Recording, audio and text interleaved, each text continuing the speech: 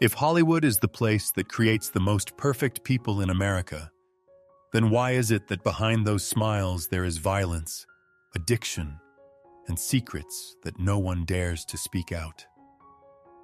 Tonight we're cracking open the glossy PR package and reading the fine print, written in bruises, pills, hush money, and no comment. These stars don't just have skeletons in the closet. They've got a whole cast reunion in there. And the best part? The cameras never caught it. Because Hollywood's favorite trick isn't acting, it's hiding. Buckle up. This isn't a red carpet. It's a crime scene with better lighting. Bing Crosby, America's Christmas icon, and the nightmare that lived behind closed doors. America knew him as the man who was Christmas. The voice, the smile, the pipe, the sweater.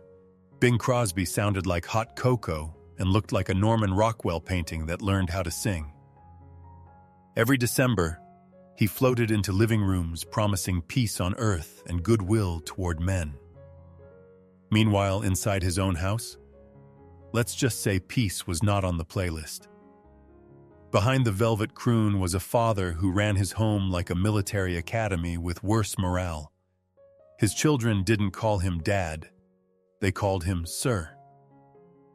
Imagine being scared of Santa and realizing Santa is your father. According to his sons, love came with conditions, affection came with rules, and discipline came with a belt, often and enthusiastically. Weight checks, beatings, humiliation. Gain a pound? Congratulations, you've unlocked the Crosby Family Fitness Program starring pain. The most chilling part wasn't the abuse itself, it was the switch. Bing could terrorize his kids in the morning, then stroll into a studio by afternoon and sell America the fantasy of the perfect family man. Same smile, same charm, same white Christmas. Hollywood helped, of course.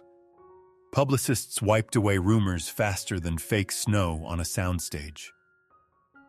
Christmas specials featuring the happy Crosby family, pure acting. The kids weren't singing, they were surviving. While America poured eggnog and turned up the radio, Bing's children learned a brutal lesson early. The world loved a version of their father that didn't exist at home. And that might be the darkest carol of all, because the lie didn't just fool the audience. It lasted for decades. Charlie Chaplin, the genius who made the world laugh while chasing girls young enough to still need permission slips. On screen, Charlie Chaplin was innocence incarnate. The little tramp waddled through poverty with oversized shoes, a broken heart, and a purity that made audiences weep. He was the poet of the powerless, the comedian of the common man. Off-screen? Let's just say Chaplin's idea of childlike did not stop at performance. Chaplin didn't just have a type, he had a pattern, and that pattern wore pigtails. While the world applauded his genius, Chaplin was privately fixated on teenage girls barely out of childhood. At 29, he married a 16-year-old. Then he did it again, and again. Hollywood called it romance. History calls it something far less flattering. Today, it would end a career before the opening credits rolled. What made it worse was the power imbalance. Chaplin wasn't just famous, he was Hollywood. To young, starstruck girls, he wasn't a man, he was a gatekeeper to dreams. Roles, fame, money, everything dangled in front of them, attached to conditions no teenager should ever face. Court records from his divorces revealed threats, coercion, and demands so degrading they shocked even the morally flexible 1920s. And when things got messy, the studios swept in like a janitorial crew after a crime scene.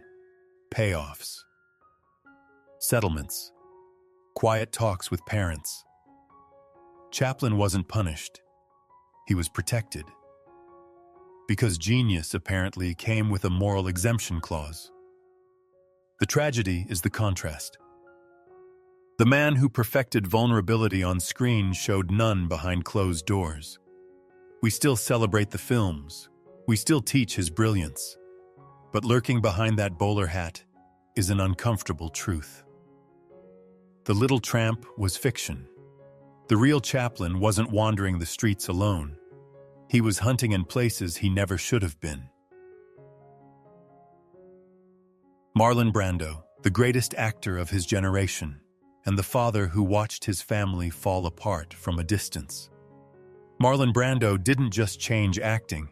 He destroyed the old rules, chewed them up, and mumbled something unforgettable while doing it. On screen, he was raw, sensitive, explosive, the kind of man who felt too much. Off-screen, he felt very little when it came to the people who needed him most, his children. Brando had at least 11 kids with multiple women, which sounds less like a family and more like a casting call with no follow-up. He was physically absent, emotionally unavailable, and spiritually checked out. Fatherhood, to Brando, was more of a vague suggestion than an actual job. The result?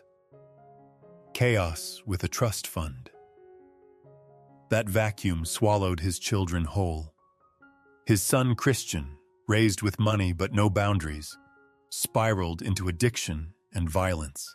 In 1990, he shot and killed the boyfriend of his half-sister Cheyenne in Brando's own home.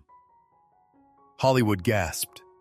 The tragedy, however, was just warming up. Cheyenne, already fragile, collapsed under the weight of the murder, the media circus, and years of emotional neglect. She never recovered. In 1995, at just 25 years old, she took her own life. 2 children destroyed. One legendary father left staring at the wreckage. The cruel irony? Brando spent his career playing broken men haunted by guilt and regret, and somehow never noticed he was becoming one. He later admitted he failed as a father, blaming the actor's life, the distance, the distractions. But the truth was simpler and harsher. He mastered emotional depth for the camera and never learned how to give it at home. The Godfather could command a room with a whisper. But when it came to his own family, silence did the most damage. Judy Garland, Hollywood's sweet rainbow girl, chemically engineered, emotionally shattered. America met Judy Garland skipping down a yellow brick road, singing about dreams coming true somewhere over the rainbow. What they didn't see was the pharmacy hiding just off camera. By the time audiences fell in love with her innocence, Judy was already addicted to drugs. Not because she was reckless, but because the studio told her to be. MGM didn't raise Judy Garland. They managed her.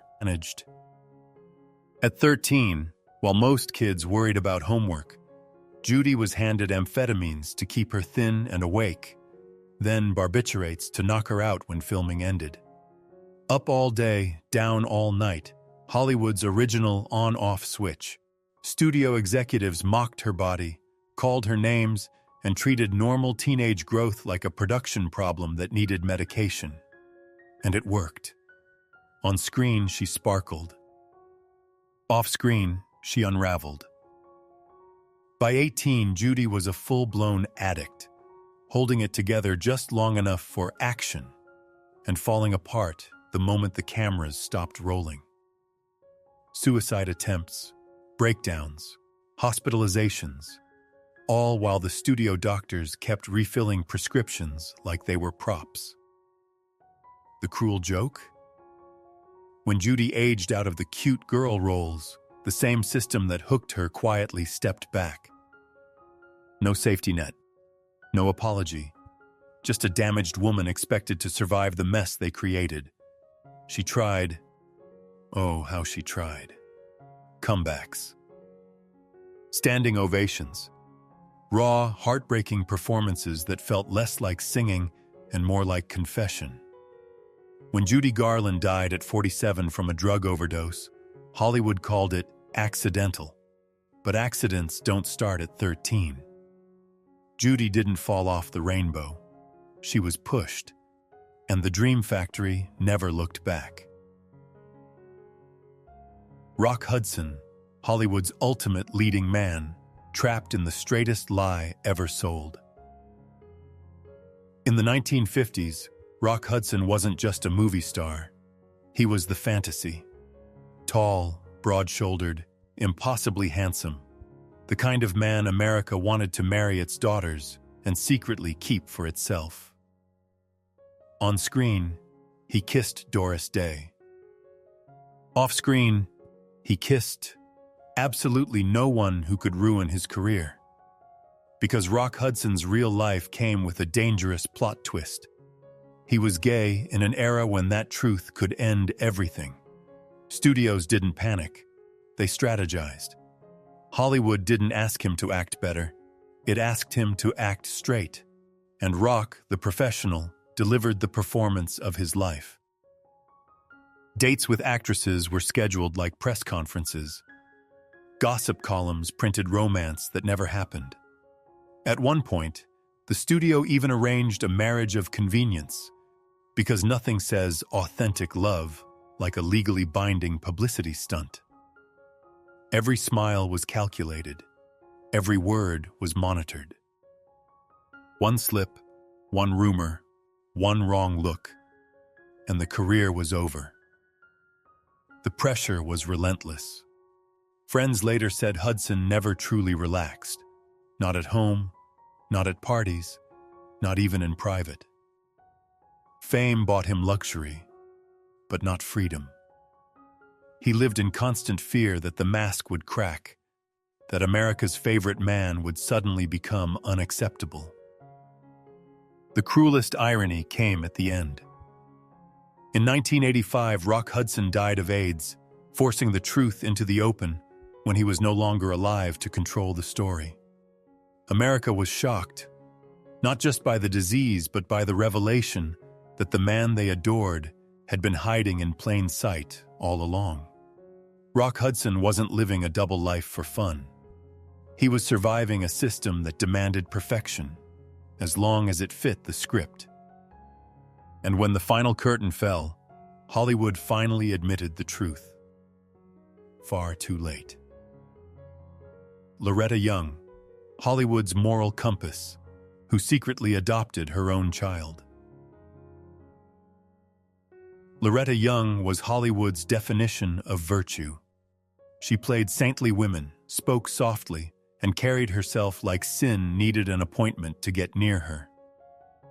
Off-screen, she was famously devout, deeply Catholic, and marketed as proof that goodness could survive in a town built on temptation, which made her greatest secret not just shocking, but painfully ironic. In 1935, Loretta made one unvirtuous mistake, a brief affair with Clark Gable, who was very married and very untouchable. The result was a pregnancy that, in that era, wasn't just scandalous, it was career suicide. So Loretta didn't confess. She disappeared. Hollywood was told she was ill, very ill. So ill, in fact, that she vanished long enough to secretly give birth to a baby girl. Then came the most elaborate performance of her life. Months later, Loretta publicly adopted a child from a Catholic orphanage who just happened to be her biological daughter. And the lie didn't end there. For decades, Loretta played mother while pretending not to be one. Her daughter, Judy, grew up believing she was adopted. Family members were coached. Questions were deflected. Even resemblance became a threat. When Judy's ears began to look a little too much like Clark Gable's, Loretta quietly arranged cosmetic surgery for her 7-year-old daughter. Because nothing says loving mother like plastic surgery to protect a secret. Judy didn't learn the truth until she was 31. Loretta never publicly acknowledged it, not once, and took the lie to her grave. Her story isn't about cruelty, but fear. A woman trapped by an industry and a moral code that gave her no safe choice. Hollywood sold Loretta Young as purity itself, but behind that image was a woman who had to rewrite reality just to survive and live with the cost forever. Errol Flynn, Hollywood's favorite swashbuckler, swinging swords on screen, wrecking lives off it. Errol Flynn didn't just play heroes. He was the fantasy. Perfect jawline, reckless charm, athletic swagger.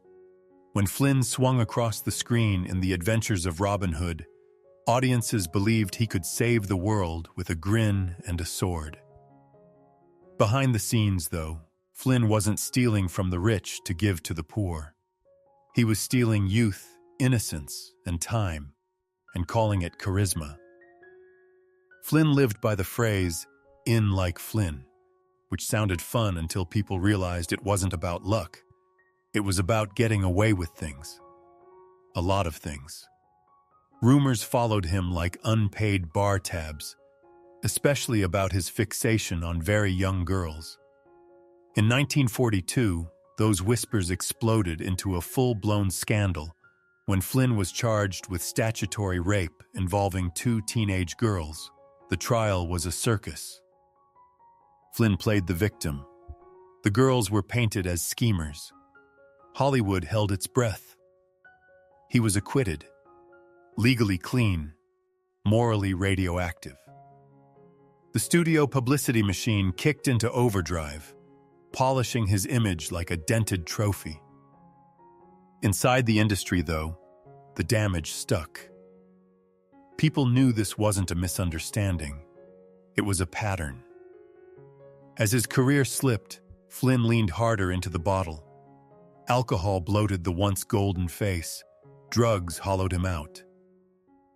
His yacht, ominously named the Sarco, became a floating red flag, packed with booze, chaos, and increasingly desperate attempts to feel young again.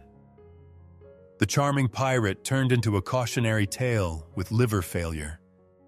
By 50, Flynn was finished. Broke, sick, and worn down, he died looking decades older than his years. The man who once leapt effortlessly across castle walls couldn't outrun his reputation, or himself. Hollywood remembers Errol Flynn as a legend.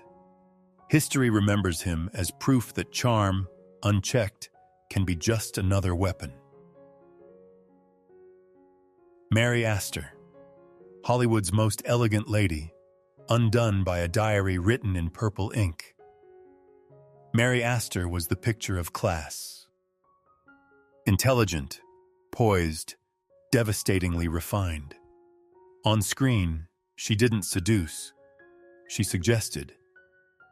Audiences saw her as the thinking man's leading lady, a woman of taste and restraint, which is why Hollywood nearly fainted when it discovered that Mary Astor apparently had a libido and a pen. The scandal erupted in 1936 during a brutal custody battle with her ex-husband. Desperate to destroy her, he threatened to introduce her private diary into court. Not a journal, not a memoir. A diary, allegedly filled with explicit, unapologetic details of her sexual affairs with multiple men, some of them married, powerful, and very nervous. When excerpts leaked, America lost its mind. Headlines screamed about Mary Astor's purple diary, as if the color alone made it obscene. According to reports, she rated lovers, described encounters in vivid detail, and expressed desire with an honesty that was absolutely unacceptable because she was a woman. Men in Hollywood bragged. Mary Astor wrote it down and nearly paid with her career. The irony? The diary was never fully admitted into evidence. Much of what the public consumed came from rumor, leaks, and sensationalized journalism. But the damage was done. Studios panicked. Contracts wobbled. Moral outrage flooded the press. A woman enjoying sex was apparently more scandalous than men abusing power. What saved her was talent, and one director willing to stand by her. She survived, but under probation, watched closely, one step away from exile. The diary itself was ordered destroyed, like evidence from a crime scene Hollywood wanted erased. Mary Astor's real sin wasn't what she did. It was daring to own it. In an industry built on illusion, she told the truth, privately, and nearly lost everything for it. Jerry Lewis, America's favorite clown, and the father his own children feared. For decades, Jerry Lewis was the face of compassion.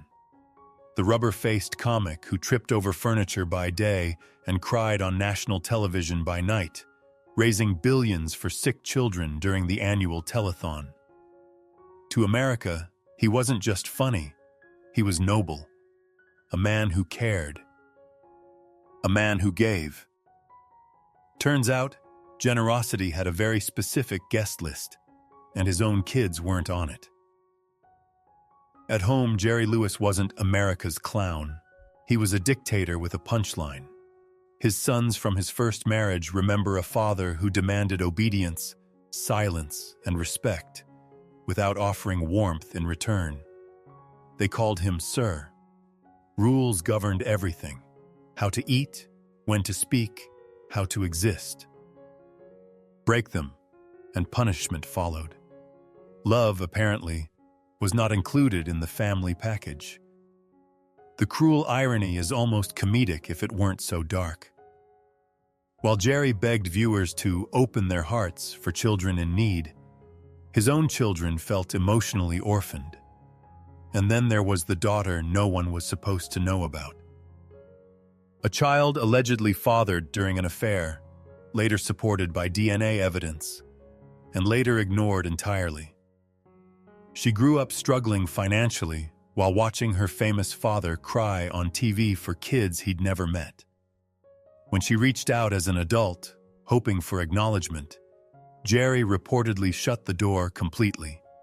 No meeting, no relationship, no apology. And if that wasn't cold enough, his final act was brutal. In his will, Jerry Lewis disinherited all 6 sons from his first marriage. Every one of them. The fortune went elsewhere. Jerry Lewis built a public legacy on saving children. His private legacy tells a different story, one where compassion stopped at the camera lens. And maybe that's the most unsettling joke of all. The man who made America laugh never learned how to love the people who called him Dad.